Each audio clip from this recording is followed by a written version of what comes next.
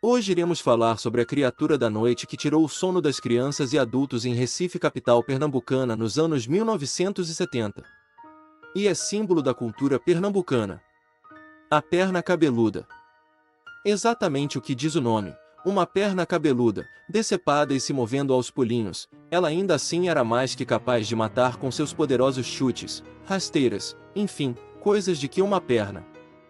Simplesmente faz. A lenda conta que a criatura persegue as pessoas que vagam sozinhas pelo centro da capital pernambucana. Uma lenda urbana que surgiu na década de 1970 assustou muitas crianças e até mesmo adultos do Recife, em Pernambuco.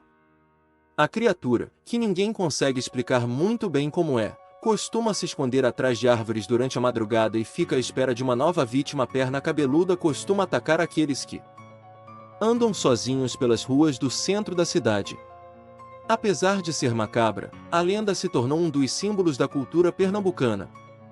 Até os dias atuais, existe o costume de mandar as crianças olharem debaixo das camas antes de dormir. No Recife dos anos 70, alguns alegavam que o pé tinha unhas grandes e podres.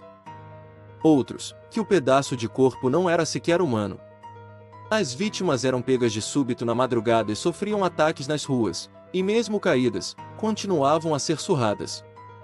Mas, diferentemente da maioria das lendas urbanas, essa é uma cujo autor conhecemos, Raimundo Carreiro, jornalista do Recife e autor de obras literárias premiadas.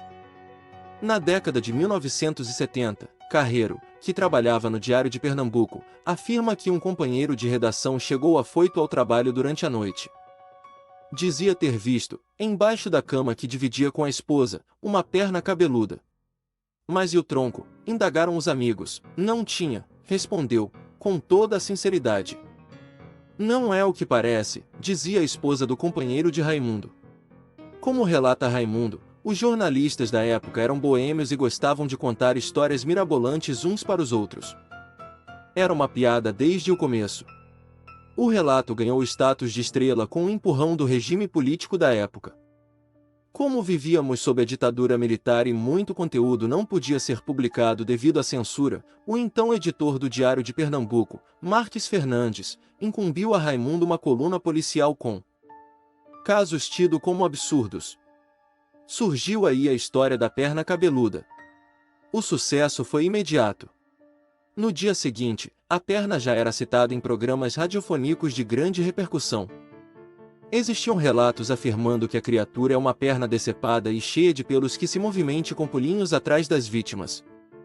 A perna ataca as vítimas com golpes, como chutes e rasteiras. Até os recifenses costumam dizer que não tem como descrever o primeiro encontro com a perna macabra e que não há como fugir do ataque, porque ela se movimenta muito rápido atrás das vítimas.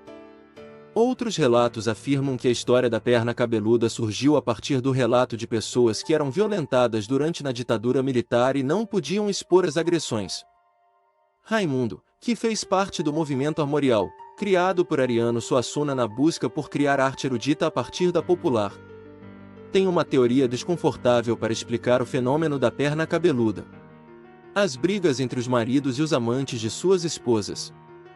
Nesses casos, melhor do que assumir a verdade, as marcas eram atribuídas à